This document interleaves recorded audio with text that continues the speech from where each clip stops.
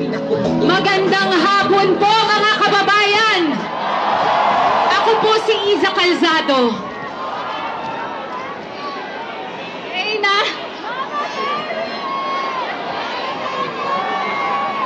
sa totoo lang po natatakot ako.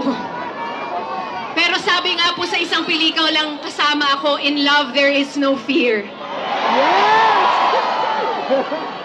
Napakasayang makitang magkakasama tayo dito ngayon kahit umuulan, kahit malayo ang pinanggalingan, kahit basang-basa, kahit traffic, puyat, pagod. Ang iba, marami ay gutom. Masaya dahil nagtitipon tayo, dahil nais nating magpahayag ng galit.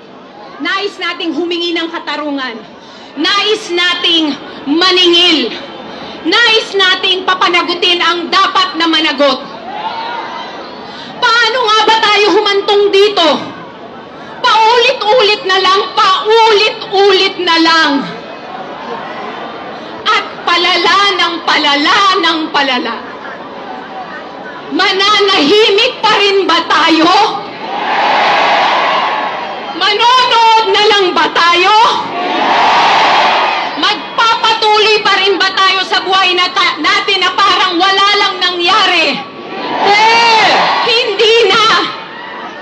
Dahil noong tayo'y nananahimik at nagbibisi-bisihan at walang pakialam, may mga puwersang nagnanakaw ng bilyong-bilyon, trillions, na dapat sana ay para sa bayan.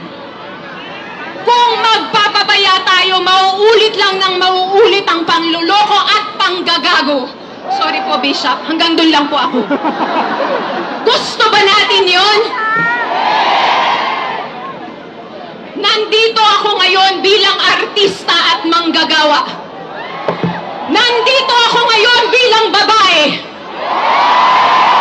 Nandito ako ngayon bilang isang nanay. Bilang isang Pilipino.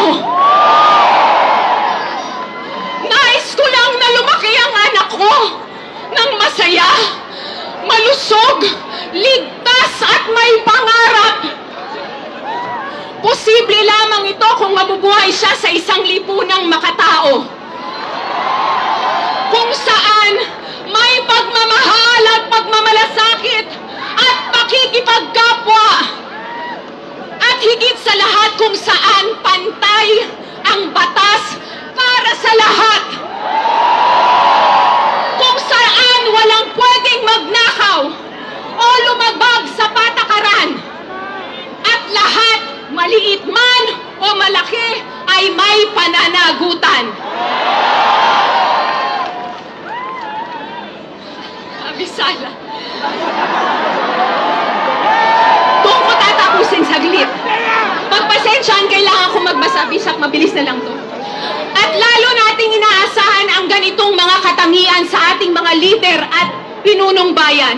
Ibinoto natin sila dahil may pangako sila. Nangako silang mamumuno sila ng tapat. Nanumpa silang uunahin nila ang kapakanan nating lahat at ibabangon tayong muli. At ang pinakamahalaga ay nanumpa silang susunod sila sa batas na dapat pareho at pantay para sa lahat. Nasaan yun? Narito tayo para singilin sila sa kanilang pangako. Singilin sila sa pamamagitan ng patas na imbestigasyon, paglilitis at pagbabalik ng yaman ng bayan. Bilang Pilipino, nandito rin ako para ipaalala sa ating lahat na hindi dito nagtatapos at natatapos ang ating laban. Mula sa araw na ito, mangako tayo sa ating mga sarili, sa ating mga katabi, sa ating mga kapwa Pilipino, na tayo ay mananatiling mulat. Magbabantay tayo. Magtatanong tayo at mag-uusisa tayo at kikilos tayo kasama ng iba nating kapwa Pilipino para pigilan, tutulan at labanan ang kasinungalingan, ang katiwalian, ang pandarambong, ang pagnanakaw sa atin, at ang pagsira sa kinabukasan at pangarap natin at ng ating mga anak.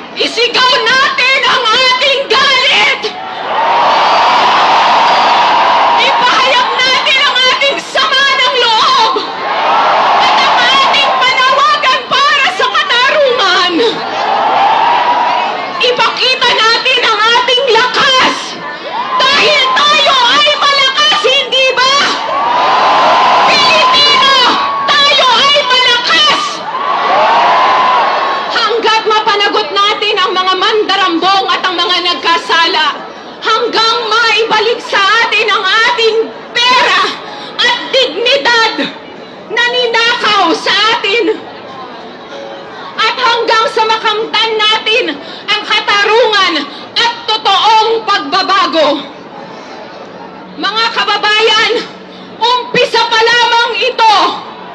Makakaasa ba tayo na hanggang sa dulo, magkakasama tayo? Oo! Maraming salamat at mabuhay tayong lahat. Mabuhay! Abisala. Maraming salamat, Reyna. Parang papalitan na po natin yung chant natin. Kulong na yan, mga Pasneya! Kulong na yan, mga Pasneya! Kulong na yan, mga Pasneya! Thank you so much po. Parang ano po,